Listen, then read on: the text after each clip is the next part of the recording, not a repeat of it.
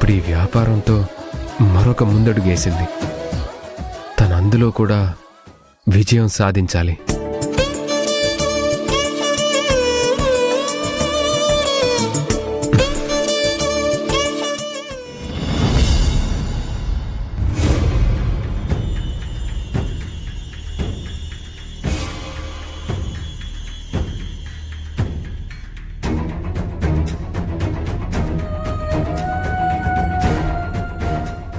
ఇంత రాత్రైంది, ఇంకా రాహుల్ ఎందుకు రాలేదు? రాహుల్, ఏంటన్నా ఇంత లేట్ అయింది?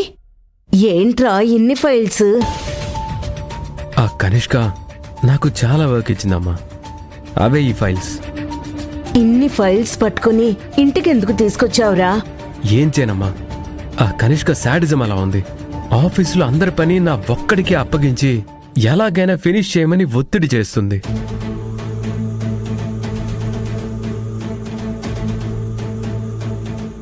అంత పని నువ్వు ఒక్కడివే చేయాలంటే చాలా సమయం పడుతుంది కదరా? అవునన్నయ్య, కానీ రేపటికల్లా ఫినిష్ చేయమని కనిష్క ఆర్డర్ వేసింది. నాకు చేయక తప్పట్లేదు.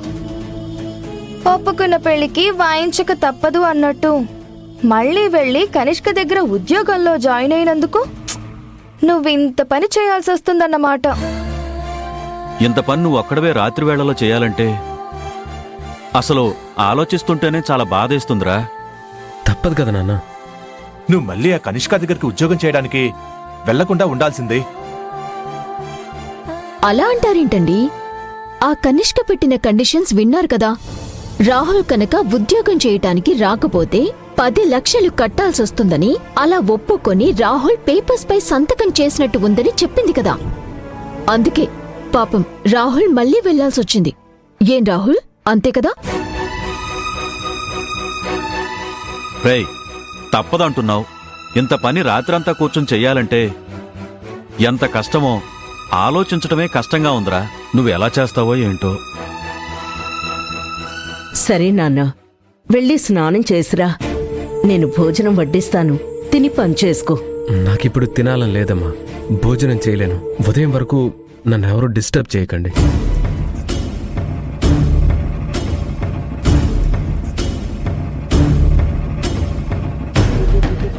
ఏంటో రాహుల్కా దేవుడు ఇన్ని కష్టాలు పెట్టాడు.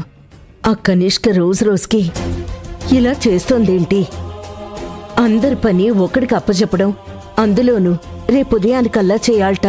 భగవంతుడా, ఆ కనిష్క చెర నుండి నా కుటుంబానికి ఎప్పుడు విముక్తి కలిగిస్తావు తండ్రి.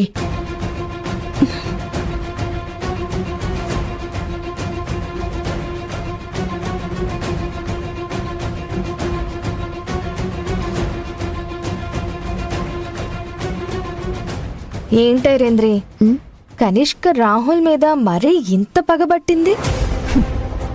మరి పట్టదా ఏంటి? తను అనుకున్నది సాధించడానికి ఎంత దూరమైనా వెళ్తుంది, ఎంతకైనా దిగజారుతుంది. ఆ కనిష్క మామూలుది కాదు, పగ తీర్చుకోవటంలో ఆరితేరింది కదా. నిజమే చెప్పావైరేంద్రి. ఎక్కడో నక్కి నక్కి ఉన్న జింకల్నే వేటాడే రకం ఆ కనిష్క. అలాంటిది రాహుల్ తన పక్కనే తన ఉచ్చులోనే చిక్కుకున్న సింహం లాంటోడు. ఎంత సింహమైనా బోన్లో బందీగా ఉన్నప్పుడు చెప్పింది చెయ్యాలి కదా, పెట్టిందే తినాలి. ఇప్పుడు రాహుల్ అలాంటి పరిస్థితుల్లోనే ఉన్నట్టున్నాడు. అంతా అభిదయ. సరే పద. కాస్త ఓర్చుకోండి రాహుల్ బాబు. మిమ్మల్ని ఆ రాక్షసి చెర నుండి, కట్టుబాట్ల నుండి విడిపించుకుంటాను. ఆ కనిష్కకి సరైన బుద్ధి చెప్పి మిమ్మల్ని తిరిగి దక్కించుకుంటాను. మన కుటుంబానికి మళ్ళీ మంచి రోజులు వచ్చేలా నేను చేస్తాను. చేసుకున్న వాళ్ళకి చేసుకున్నంత అని ఆ కనిష్క అనుభవించేలా చేస్తాను. అప్పటిదాకా మీకు నాకు ఈ తిప్పలు తప్పవు రాహుల్ బాబు.